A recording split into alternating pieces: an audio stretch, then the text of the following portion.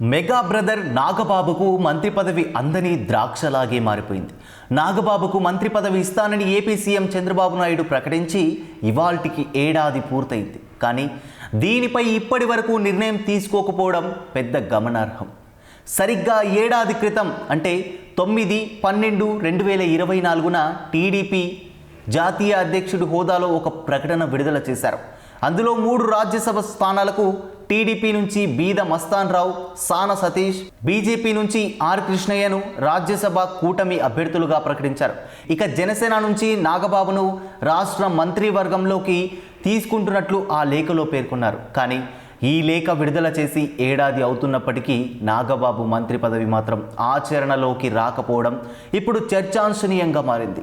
ఏపీలో కూటమి ప్రభుత్వం అధికారంలోకి రావడంతో జనసేన అధినేత డిప్యూటీ సీఎం పవన్ కళ్యాణ్ కీలక పాత్ర పోషించారు.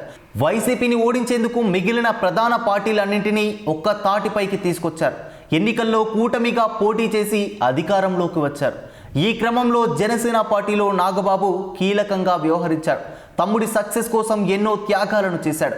2024 ఎన్నికల్లో నరసాపురం నుంచి నాగబాబు పోటీ చేయాలని అనుకున్నాడు. కానీ కూటమి పొత్తు నేపథ్యంలో ఆ సీటును వదిలేసుకున్నాడు.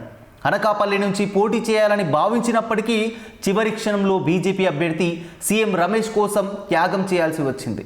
ఇక ఎమ్మెల్యేగా పోటీ చేద్దామని అనుకున్నా అది కుదరలేదు. దీంతో నాగబాబును రాజ్యసభకు పంపించాలని పవన్ కళ్యాణ్ అనుకున్నారు. కానీ అది కూడా కుదరలేదు. ఇక్కడ చూస్తే ఎమ్మెల్సీ ఇచ్చారు, కానీ మంత్రి పదవి మరిచారు. గత ఏడాది ఏపీ నుంచి 3 రాజ్యసభ స్థానాలు ఖాళీగా ఉండడంతో టీడీపీ నుంచి బీద మస్తాన్ రావు, బీజేపీ నుంచి ఆర్ కృష్ణయ్య, జనసేన నుంచి నాగబాబును నామినేట్ చేయాలని ముందుగా భావించారు. కానీ అనూహ్యంగా లోకేష్ సన్నిహితుడైన సాన సతీష్ ఫీల్డ్లోకి వచ్చాడు.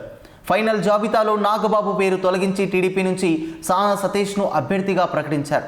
దీంతో పవన్ కళ్యాణ్ను కూల్ చేసేందుకు నాగబాబును మంత్రి మండలిలోకి తీసుకుని మంత్రి పదవి ఇస్తామని ప్రకటించారు. ఈ క్రమంలోనే 9/12/2024న చంద్రబాబు నాయుడు ఒక ప్రెస్ నోట్ రిలీజ్ చేశారు. దీని ప్రకారం నాగబాబుని ఎమ్మెల్సీని చేసి మంత్రి మండలికి అయితే పంపించాడు, కానీ మంత్రి పదవి మాత్రం ఇవ్వలేదు. మంత్రి పదవి ఇవ్వకపోవడానికి పవన్ కళ్యాణే కారణమా, లేక ప్రస్తుతం ఏపీ మంత్రివర్గంలో ఒక్క ఖాళీ ఉందా?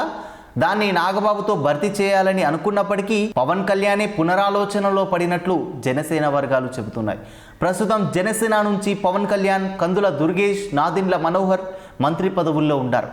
వీరిలో పవన్, కందుల దుర్గేష్ ఇద్దరూ కూడా కాపు సామాజిక వర్గానికి చెందినవారే. దీంతో నాగబాబును కూడా మంత్రివర్గంలోకి తీసుకుంటే ముగ్గురు ఒకే సామాజిక వర్గానికి చెందిన వారి అవుతారని, ఇది పార్టీ ప్రతిష్టను దెబ్బతీస్తుందనే ఉద్దేశంతో పవన్ కళ్యాణే వెనుకాడుతున్నట్లు సమాచారం.